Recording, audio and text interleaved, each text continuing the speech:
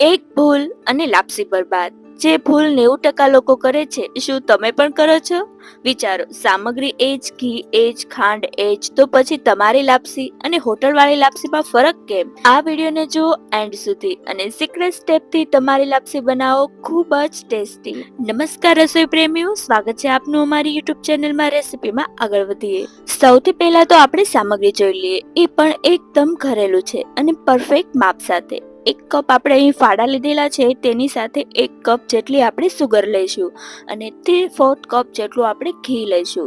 અને 1 કપ ફાડા હોય તો આપણે તેમાં 3 કપ જેટલું પાણી લઈશું અને 1/4 ટીસ્પૂન જેટલો એલચી પાવડર, થોડીક ચપટી કેસર અને થોડા કાજુ અને બદામના ટુકડા લઈશું.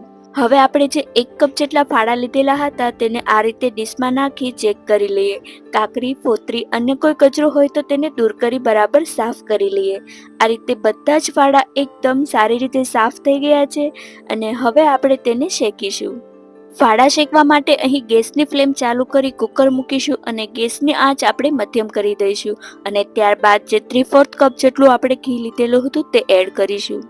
બાજુની ગેસની ફ્લેમ ઉપર આપણે પાણી ગરમ કરવા માટે મૂકી દઈશું. કમેન્ટમાં જણાવો તમે કેવું પાણી વાપરો છો, ઠંડુ કે ગરમ? જવાબ હંમેશા ગરમ પાણી.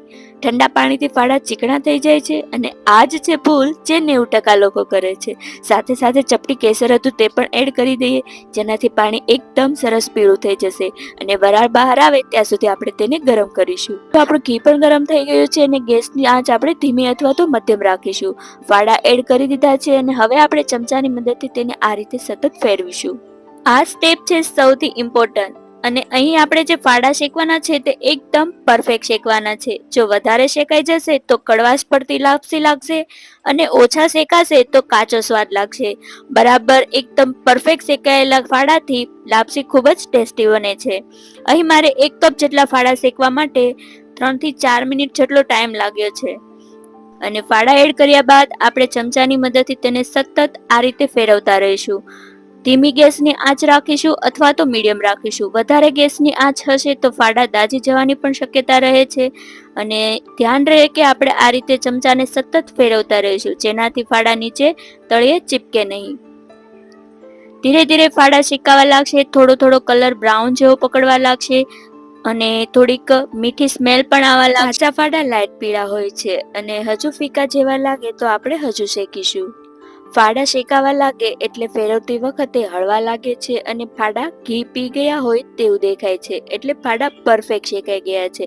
અહીં ફાડાએ ગોલ્ડન બ્રાઉન કલર પકડી લીધેલો છે એટલે કે ફાડા પરફેક્ટ શેકાઈ ગયા છે અને પરફેક્ટ શેકાયેલા ફાડા હશે તો લાપસી એકદમ ફ્લફી, દાણા દાણા અલગ અને સ્વાદિષ્ટ બનશે. હવે આપણે જે ગરમ પાણી કરવા મૂકેલું હતું તે ચાણસીની મદદથી લઈ આપણે કુકરમાં એડ કરીશું. તે પહેલા આપણે ગેસની ફ્લેમ ધીમી કરી દઈશું.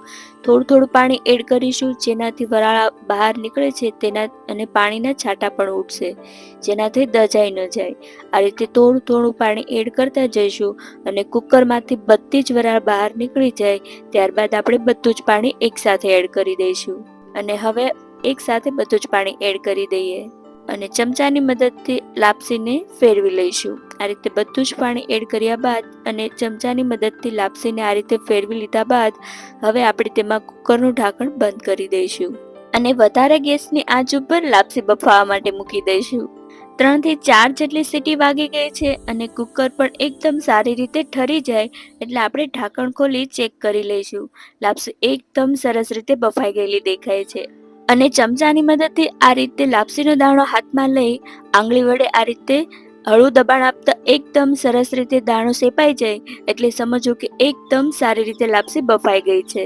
અને હવે લાપસીમાં આપણે ખાંડ એડ કરી દઈએ અને સાથે સાથે લાપસીના ટેસ્ટમાં અને સુગંધમાં વધારો કરે તેવો એલચી પાવડર એડ કરીશું. તમે થોડું જાયફળ પણ એડ કરી શકો છો, જેનાથી લાપસી એકદમ ટેસ્ટી અને હોટલ જેવી લાગે છે. અને સાથે સાથે આપણે જે ડ્રાયફ્રૂટ્સ કટ કરેલા હતા તે પણ એડ કરી દઈએ અને જેને ચમચાની મદદથી આ રીતે મિક્સ કરી લઈએ. બધા જ ઇન્ગ્રેડિયન્ટ એકદમ સારી રીતે મિક્સ થઈ જાય ત્યાં સુધી આપણે લાપસીને ચમચાની મદદથી આ રીતે ફેરવતા રહીશું અને ત્યારબાદ આપણે કુકરનું ઢાંકણ બંધ કરી 10 થી 15 મિનિટ સુધી રેસ્ટ કરવા મૂકી દઈએ. તૈયાર છે ગરમા ગરમ ફાડા લાપસી. આ સ્વાદ ખાતા જ મમ્મીના હાથની લાપસી યાદ આવી ગઈ. તો આ સિક્રેટ સ્ટેપ ટ્રાય કરો. રેસીપી પસંદ આવી હોય તો કમેન્ટમાં લખો મમ સ્ટાઇલ. અને નેક્સ્ટ વિડીયોમાં એક એવી રેસીપી શેર કરવાના છે જે બધાની જ ફેવરિટ છે. રેસીપી જોયા પછી ટેસ્ટ બે ગણો થઈ જશે. તો ફટાફટ ચેનલને સબસ્ક્રાઇબ કરી અને બેલ આઇકન દબાવી દો. રેસીપી મિસ ન થાય. તમારા ફ્રેન્ડ્સને પણ શેર કરો જેમને ફાડા લાપસી ખૂબ પસંદ છે અને બનાવતી વખતે પ્રોબ્લેમ્સ આવે છે. ફરી મળીએ નેક્સ્ટ રેસીપીમાં. ત્યાં સુધી જોતા રહો રિદ્ધિસ કુકિંગ કિચનની રેસીપી અને રાંધતા રહો. ધન્યવાદ.